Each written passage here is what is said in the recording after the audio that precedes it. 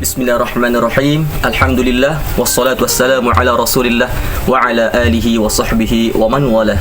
Assalamualaikum warahmatullahi wabarakatuh. Alhamdulillah, bersyukur kita kepada Allah Subhanahu wa taala kerana pada hari ini kita masih lagi diberikan peluang dan juga ruang oleh Allah Jalla wa Ala untuk sama-sama kita meneruskan amal ibadah seharian kita dan meneruskan amalan kita di dalam bulan Ramadan yang mulia ini. Alhamdulillah. Tuan-tuan dan puan-puan, para penonton yang dirahmati oleh Allah Subhanahu wa taala sekalian. Ramadan, bulan Al-Quran. Bulan yang mana Allah Subhanahu wa taala sendiri memuliakan. Kerana apa? Kerana diturunkan Al-Quran padanya dan juga disyariatkan kita untuk berpuasa di dalam bulan tersebut. Satu-satunya bulan yang mana Allah Subhanahu wa taala menyebutkan nama bulan ini di dalam Al-Quran. Allah Subhanahu wa taala berfirman, A'udzubillahi minasyaitonir rajim. Syahrul Ramadan alladzi unzila fihi al-Qur'an hudan lin-nas wa bayyinatin minal huda wal furqan. Faman syahida minkum asy-syahra falyasumhu ila akhir ayat. Bulan Ramadan adalah bulan di mana turunnya Al-Quran di dalamnya dan juga sebagai petunjuk kepada manusia. Dan sesiapa yang nampak hilal anak bulan, hendaklah dia berpuasa. Tuan-tuan, jikalau kita perhatikan ayat Al-Quran ini, sebenarnya kalau kita perhatikan sebaik yang mungkin, Allah Subhanahu wa taala meng-highlightkan 3 perkara. Yang pertama adalah Ramadan. Yang kedua adalah Al-Quran. Yang ketiga adalah puasa. Kalau kita fikirkan sejenak, sebenarnya apakah hikmah Allah Subhanahu wa taala menggandingkan Ramadan dengan Al-Quran dengan puasa? Kata ahli ilmu, mereka mengatakan bahawa Ramadan itu sendiri menjadi mulia kerana diturunkan Al-Quran padanya dan disyariatkan kita untuk berpuasa. Dan kata ahli ilmu juga, mereka mengatakan bahawa puasa itu sendiri merupakan satu tanda kita bersyukur kepada Allah Subhanahu wa taala. Kerana apa? Kerana diturunkan nikmat Al-Quran di dalam bulan Ramadan. Hal ini juga dikaitkan juga dengan, boleh kita katakan, dikuatkan sebenarnya dengan satu hadis sahih daripada Nabi sallallahu alaihi wasallam ketika mana Nabi ditanya tentang puasa hari Isnin. Nabi ditanya, kenapa Nabi ni puasa hari Isnin? Wasu'ila an shaum yaumil itsnain.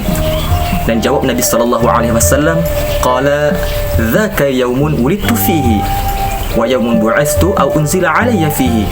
Pada hari Isnin itu aku dilahirkan dan juga aku diutuskan menjadi nabi dan Al-Quran diturunkan kepada aku pada hari itu.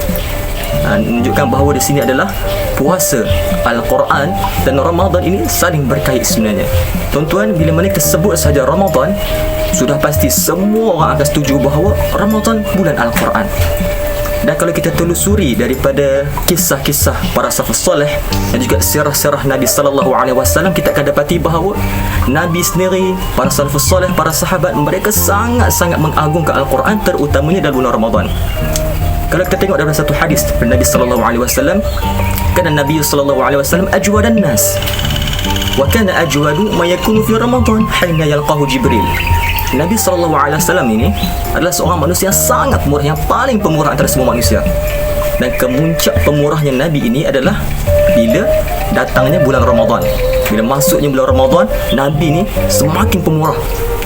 Ketika mana Jibril AS datang berjumpa dengan Nabi. Kenapa Jibril AS datang berjumpa dengan Nabi dalam bulan Ramadan? Kenapa? Wa kana Jibrilu yalqahu fi kulli Ramadan fayudarisuhul Quran.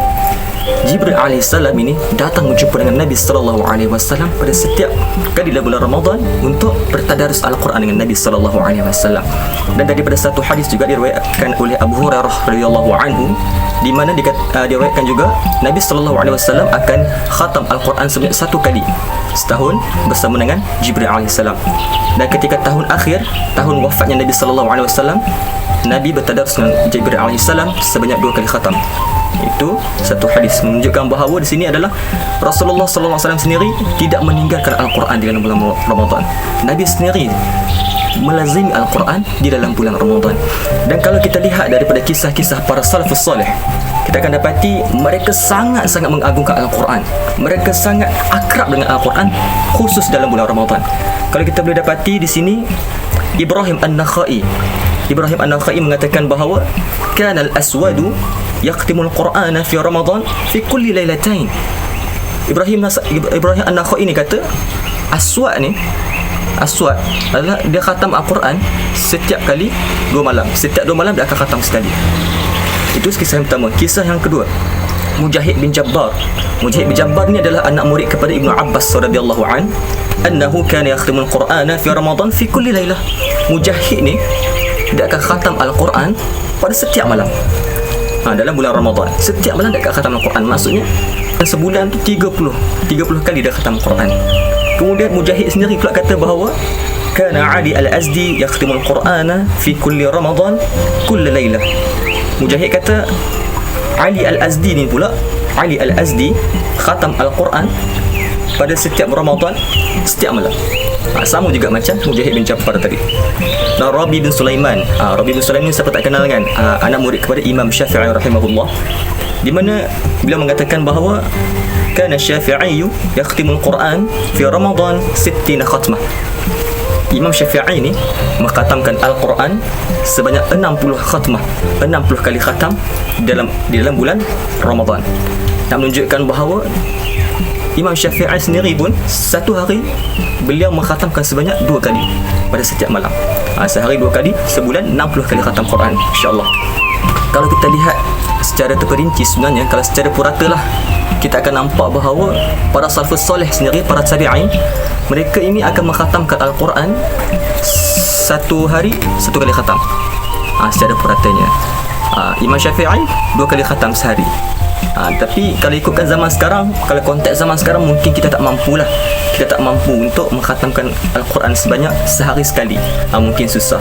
Kat sini cuma menunjukkan bahawa para salafus soleh, para tabi'in, mereka sangat mengagungkan Al-Quran, khusus bila masuknya bulan Ramadan. Bahkan dikatakan Imam Malik rahimahullah ta'ala, bila masuknya bulan Ramadan, Imam Malik ini akan tutup majlis ilmu hadis. Majlis ilmu hadis, kelas hadis tu dia akan tutup.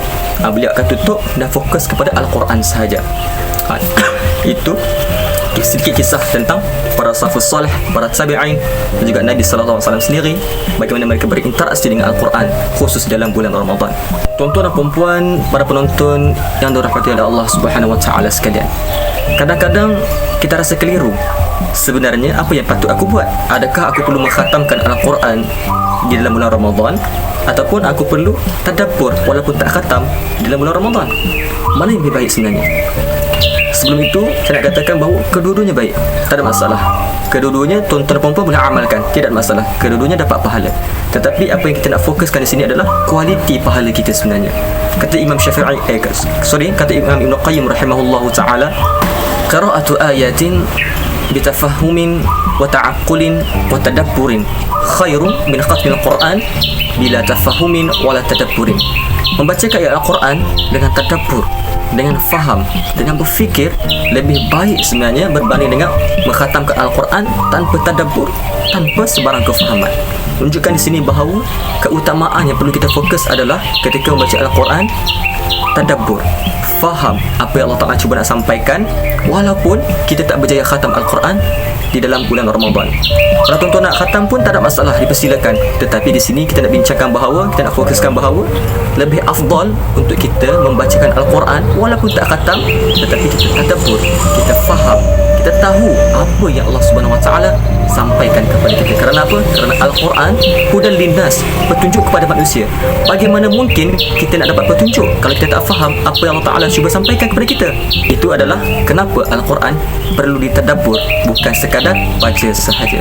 Akhir kalam, ada satu hadis daripada Nabi sallallahu alaihi wasallam di mana Nabi bersabda, "Iqra'ul Quran fa innahu ya'ti yaumal qiyamati syafi'an li ashabi."